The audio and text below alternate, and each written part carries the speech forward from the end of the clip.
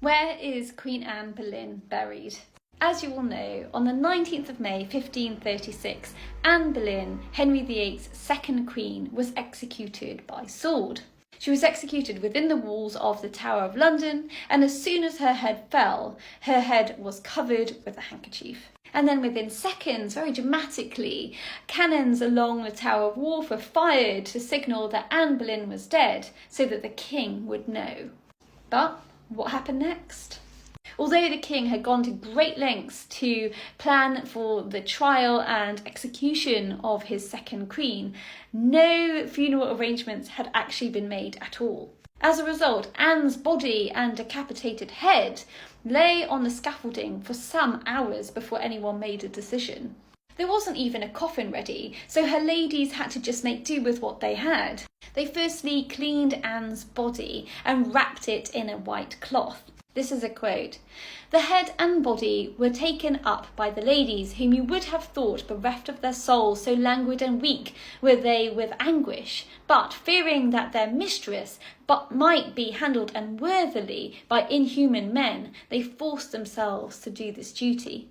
Once Anne's body was washed, the ladies then looked around for a suitable coffin. They eventually found an empty arrow chest, which they put Anne's body within. Anne's ladies then carried her body from the place of execution, which is marked there, to the chapel beyond. This royal chapel of St. Peter ad Vincula was about 65 metres, and so her ladies carried her there. Although Anne had been executed at 9 a.m. in the morning, she wasn't actually buried until that afternoon. The reason for this great delay was because there was no one around who could lift up the paving stones within the chancel in the church and dig a shallow grave. Contemporary accounts seem to suggest that Anne was buried in a shallow grave in front of the high altar and next to her brother George. In 1876, Queen Victoria approved the restoration of the royal chapel.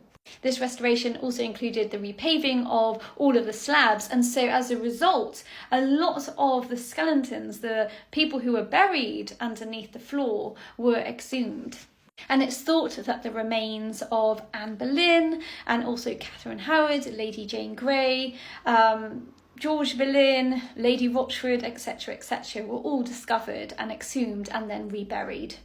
They were all examined and identified as far as they were able, and then they were each reverently laid in individual leaden coffins, which were screwed down and placed inside oaken outer coffins.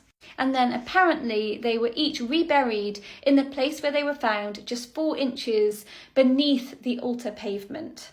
And then each person was given a decorative memorial slab above, and this is Queen Anne Boleyn's with her coat of arms. So the floor is quite remarkable because it's decorated with graves. Here is Anne Boleyn, and right next to her is Catherine Howard, her cousin, and Henry VIII's 5th queen.